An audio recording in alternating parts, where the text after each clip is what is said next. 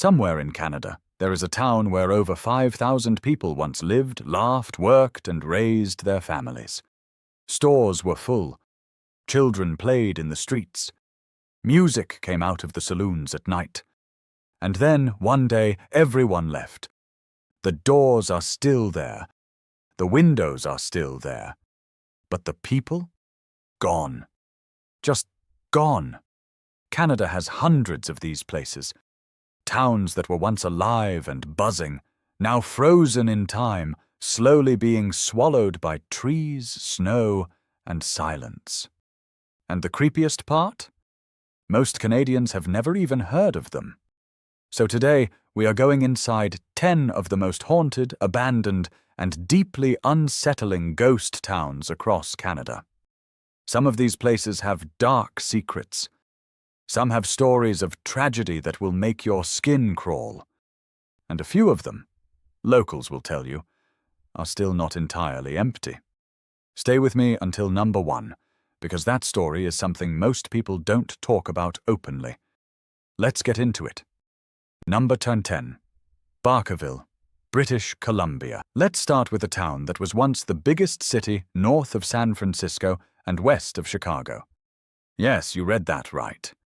Bigger than almost any other city in all of North America, and today most people have never even heard its name. Barkerville, British Columbia. In 1862, a man named Billy Barker, an English sailor with nothing to lose, struck gold on Williams Creek. He didn't find a little gold. He found 37,500 ounces of it. Word spread like wildfire across the continent, and within just a few years, thousands of miners, merchants, and dreamers flooded into this remote mountain valley. By the mid-1860s, Barkerville had a population of 5,000. It had hotels, saloons, churches, a theater, a school, a literary society. Everything a real, thriving city needs. And then things went wrong. The gold dried up. And as fast as people had arrived, they left. But not before the town was hit by a massive fire in 1868 that destroyed most of the buildings in minutes. The people of Barkerville were tough. They rebuilt the whole town in just 6 weeks. But by the early 1900s, the gold rush was truly over, and the streets that had once been packed with thousands of people fell completely silent. Billy Barker himself died penniless in 1894. His wife had left him. He had spent his entire fortune. The man who started it all ended up with nothing. Now here's where it gets interesting. Visitors today report seeing the ghost of a woman named Florence Wilson, a former singer at the town's theater, walking the stage in a white dress. Others say they've seen the spirits of Chinese miners drifting through the alleys of Barkerville's Chinatown, looking out from the windows of buildings that haven't been lived in for over a century. The town is now a preserved heritage site, but many who visit say it feels like someone, or something, never left. Number 9. Sandon, British Columbia. What if a town was born from silver, survived a fire, survived a flood, and still couldn't survive? That's the story of Sandon, deep in the Kootenay Mountains of British Columbia. In the 1890s, silver was discovered in this narrow mountain valley, and Sandon exploded into life. At its peak, this town had 5,000 residents, 29 hotels, 28 saloons, a red light district, its own electric power plant, and its own stock exchange. People called it the Silver City of Canada. But Sandon was cursed. A devastating fire tore through the town in 1900. Then silver prices collapsed. The economy fell apart. By 1913, the town had gone bankrupt. And then, in 1955, a massive flash flood roared through the valley and wiped out most of what remained. But here is the part most people don't know. During World War II, Sandon was used as an internment camp. Nearly 22,000 Japanese Canadians were stripped of their rights, their homes, and their businesses after the attack on Pearl Harbor. About 953 of them were sent to live in Sandon's abandoned buildings. The conditions were so brutal that internees called it Camp Hell Hole. Families were locked in the bones of a ghost town, surrounded by the mountains, far from everything they had ever known. Think about that for a moment. Those buildings that had been abandoned, once full of miners and gamblers, were now full of families who had done nothing wrong. That history hangs over Sandon like a cold fog. Today, only a handful of structures still stand, including the old city hall. But people who visit say the air there feels heavy in a way that's hard to explain. Number 8. Anyox, British Columbia. Now here is a ghost town that almost no one can reach. And maybe that's exactly the point. Anyox sits on the remote northwest coast of British Columbia, on the shores of Granby Bay, in a wilderness so deep that the only ways to get there are by boat or float plane. There are no roads in. There are no roads out. The name Anyox comes from the Niska'a language, and it means hidden waters. Even the name sounds like a warning. In the early 1900s, the Granby Consolidated Mining Company built a copper smelting operation here, one of the largest in the entire British Empire. At its peak, nearly 3,000 people lived in Anyox. It had everything: a school, a hospital, a movie theater, even a hydroelectric dam carved into the mountain. It was a fully functioning town, completely owned and controlled by one company. And then the Great Depression hit. Copper prices crashed. The ore started running out. In 1935, the company shut everything down and walked away. The workers and families were given almost no warning. Within months, every single person had left.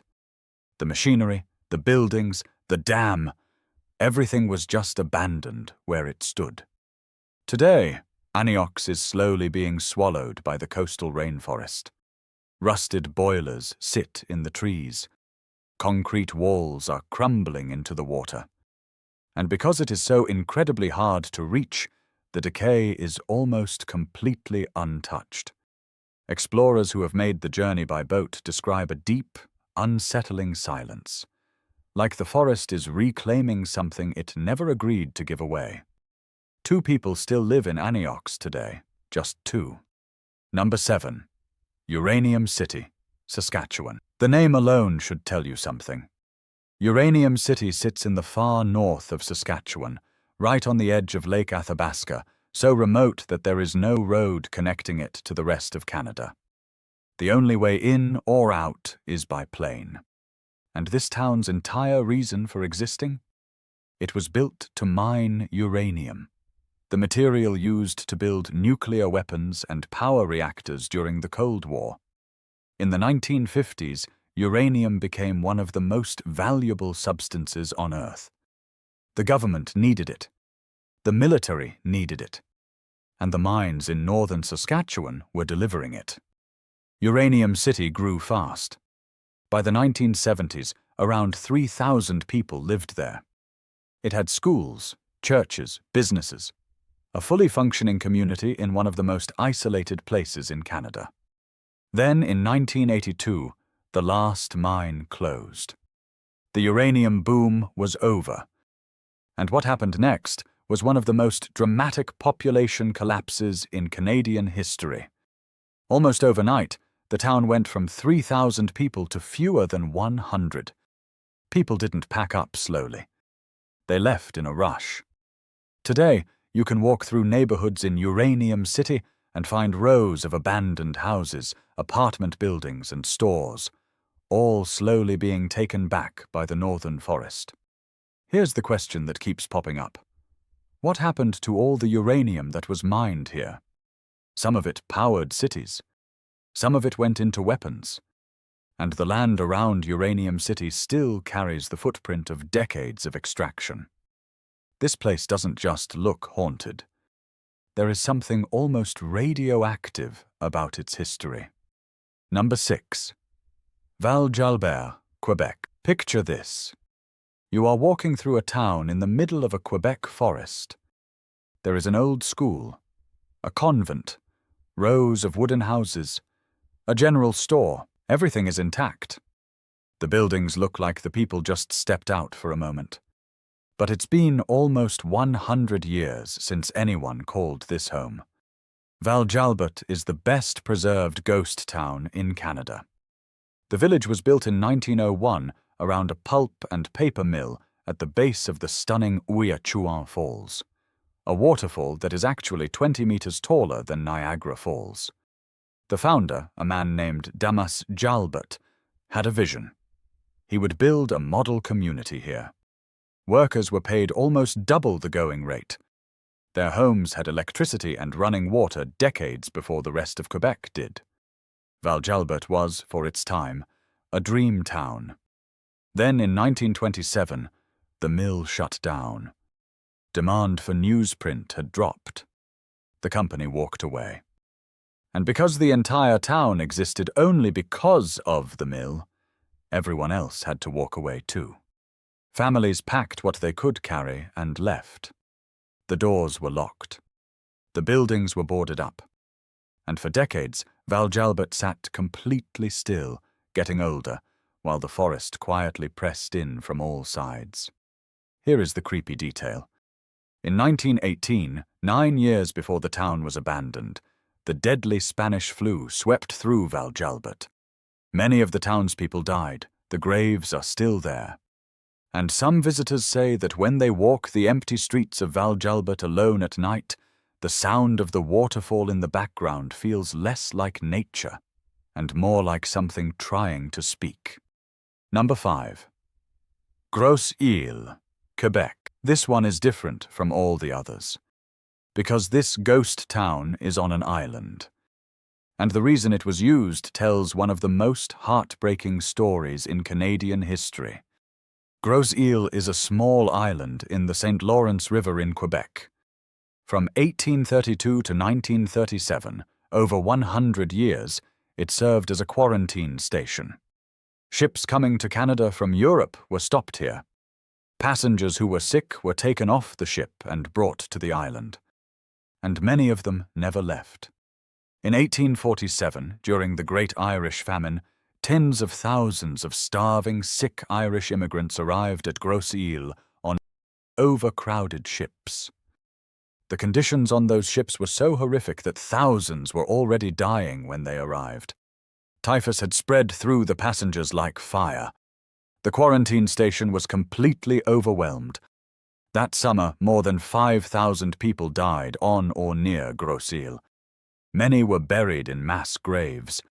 The island holds a large Celtic cross, a monument built to remember those who never made it to the new life they had dreamed of. There are still unmarked graves on the island today. People whose names were never recorded, whose families never found out what happened to them.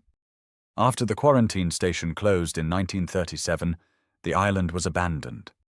Today it is a National Historic Site. But visitors who walk the island describe a feeling that doesn't go away. The old hospital buildings are still there. The little church is still there. The mass graves are still there. It is a beautiful island with a devastating history. And that combination is perhaps the most haunting thing of all. Number 4. Bankhead, Alberta. Here's a question for you. What happens when a powerful company builds an entire town inside a national park and then walks away from it? Bankhead, Alberta, is that story.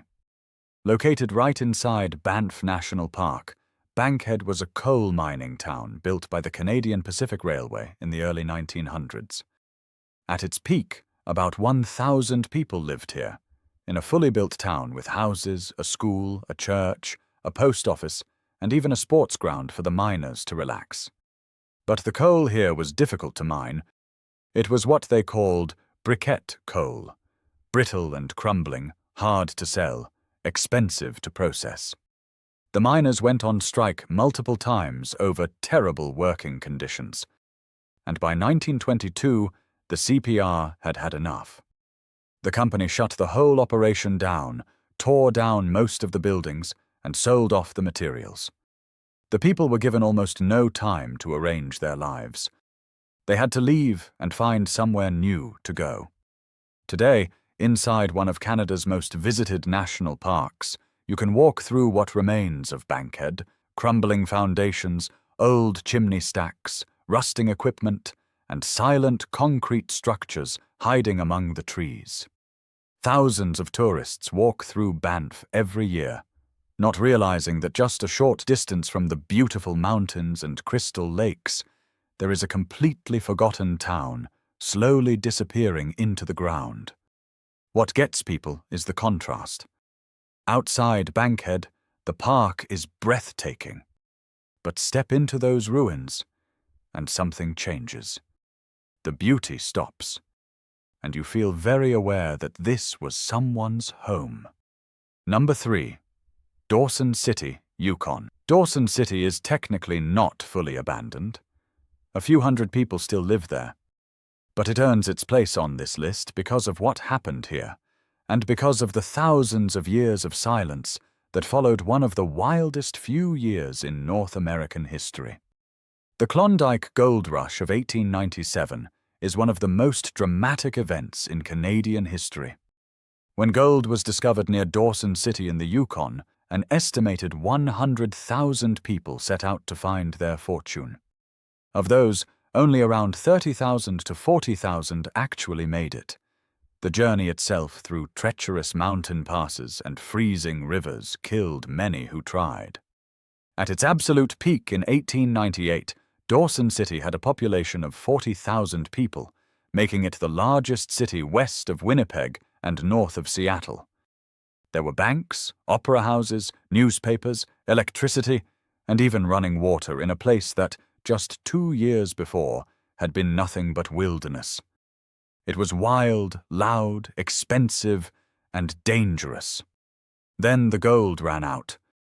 By 1899, the rush was essentially over. By 1900, the population was collapsing. People left as fast as they had arrived. Streets that had been packed with gold seekers, gamblers, and merchants went quiet. Buildings were left standing, half-finished, doors open to the wind. What makes Dawson City truly eerie is that beneath it, literally underground, in the permafrost, the past is perfectly preserved. In 1978, workers digging a new building site found over 372 films dating back to the 1910s and 1920s, buried underground, perfectly frozen. A library of the past, hidden in the ice. Nobody had known they were there. What else, people wonder, is still frozen beneath the streets of Dawson City? Number 2. Frank Slide, Alberta. This one doesn't just haunt you emotionally. It physically stopped an entire town in its tracks. In 90 seconds. On April 29, 1903, at 4:10 in the morning, while nearly every person in the mining town of Frank, Alberta was asleep, something terrible happened. A massive section of Turtle Mountain, a mountain that the local Blackfoot people had always called the mountain that moves, broke loose. 90 million tons of rock came crashing down the mountain at speeds of over 100 kilometers per hour. In 90 seconds, the avalanche of rock buried the southern part of Frank, killing at least 70 people. Let that sink in. 90 seconds. 70 people gone. The surviving miners who had been working underground actually had to dig themselves out from under the rubble after the slide. Some of them literally dug with their bare hands through tons of rock to reach the surface. Children were found alive in the wreckage hours later, and the town, or what was left of it, tried to rebuild. Here is the thing that makes Frank Slide truly chilling. The mountain is still moving. Geologists today say there are cracks in Turtle Mountain that have never fully stabilized. The rock that is still up there has shifted. Nobody can say with certainty when, or if, another slide could happen. Today the valley is covered in huge grey boulders, the size of houses as far as the eye can see. The interpretive center nearby tells the full story. But standing in that valley and looking up at Turtle Mountain, the mountain that moves, is one of the most unsettling things a person can do in Canada. Because the mountain doesn't care about history. It doesn't care about the 70 people who died. It just sits there, waiting. Number 1. Île Basque and the Secret of St. Paul's Island, Nova Scotia. This one is lesser known, and that is exactly why it deserves the number 1 spot. St. Paul's Island sits in the Cabot Strait off the coast of Nova Scotia, between Cape Breton Island and Newfoundland. For nearly 200 years, this tiny island was known as the graveyard of the Gulf. Over 350 ships wrecked on its rocky shores. Thousands of sailors and passengers died here, stranded on the island with no way off, no rescue, no hope. The most devastating story dates back to the mid-1800s. Ships carrying immigrants from Ireland and Scotland would run into the brutal storms of the Cabot Strait and smash into St. Paul's Island. The survivors would make it to shore, only to be trapped. The island had no permanent settlement. There was no way to signal for help. No passing ship could safely approach the rocks. Survivors were sometimes stuck on the island for weeks, months. Some died of exposure and starvation within sight of the mainland, knowing that people were living their lives just a short distance away, completely unaware that anyone was dying here. Eventually, life-saving stations were built on the island in the mid-1800s, but even then, the death toll remained devastating. The island was fully abandoned in 1939. Today, the ruins of the life-saving stations are still there. The graves of unknown shipwreck victims are still there. And here is the final, most unsettling detail. Because of how difficult it is to reach, most of the island has never been fully explored. Local fishermen avoid it. Some say they have heard sounds coming from the island, the old distress signals, voices, on quiet nights when the sea is still. St. Paul's Island is a place where hundreds of people died desperate, lonely deaths, calling for help that never came. The sea swallowed their stories. And today, most Canadians, most people in the world, have never heard their names. Canada is an enormous country, and its history is not just in the cities, the museums, and the textbooks. It is in the forests. It is in the mountains. It is buried in the permafrost and washed up on rocky coastlines. It is in the empty windows of houses that people once called home. These 10 ghost towns are more than just creepy places to visit. Every single one of them is a reminder that civilization is fragile, that booms end, that communities collapse, that history has a way of pressing up through the ground, no matter how hard we try to move past it. And here's something to think about before you go. Not a single person who lived in Barkerville, or Sandon, or Anyox, or Frank, not a single one of them thought their town would disappear. They thought they were building something permanent. They thought they were home. How many places in the world today are one disaster, one economic collapse, one flood away from becoming the next ghost town on someone's list? If this video made you think, or gave you chills, or made you want to look up any of these places, hit that like button. It genuinely helps more people find this kind of content. And if you haven't subscribed yet, come on. You've made it all the way to the end of this video. You clearly love this kind of stuff. Hit subscribe so you don't miss what's coming next. Drop in the comments. Which of these 10 ghost towns shocked you the most? Was it the Uranium city with no roads? The quarantine island with 5,000 graves? Or was it that mountain, the one that is still moving, right now, as you watch this? I'll see you in the next one.